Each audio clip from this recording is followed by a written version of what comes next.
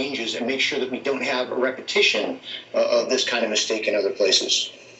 Exactly. You know, these officers and the chief making calls had just completed an 8-hour active shooter training. So exactly what went wrong and what should they have done in this situation? Well, I always try to give officers on the ground kind of, the benefit of the doubt when it comes to tactical decisions. But certainly what we saw in that video is inexcusable. When the shooter shot at them through the door, at that point, they should have engaged. They should have just gone in and killed the shooter at that point, taking him out. Unfortunately, they didn't do that. They retreated. And, he was there for almost an hour then while the victims, continued to bleed out.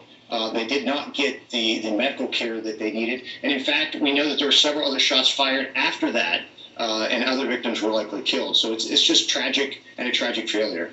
And after seeing the video, we're already seeing people calling for these officers to face some type of charges. Is that even possible for them to suffer ramifications from this? They were being ordered not to rush the classroom, but when can you defy orders and save innocent lives? Yeah, that's a good question. I mean, there again, that's up to each and every individual.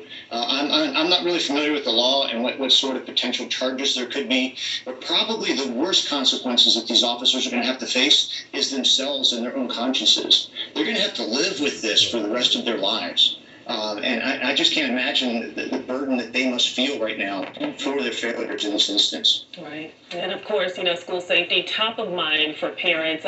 What are a few changes that don't take a lot of money or time to implement that could actually make a difference? Well, really what we saw in this case, let's face it, locking the doors. He came in through an unlocked door. That is very inexpensive, very cheap. And it's something that can be done. Also, we saw reports that the one classroom door may have had a lock that was non-functioning. So really just, fixing and using the locks that you already have in these schools is critical because you can prevent the access to those facilities, by these killers. All right. We appreciate your insight. Scott Stewart, thank you for your time this morning. Thank you. Our hearts and prayers so go out to everybody involved.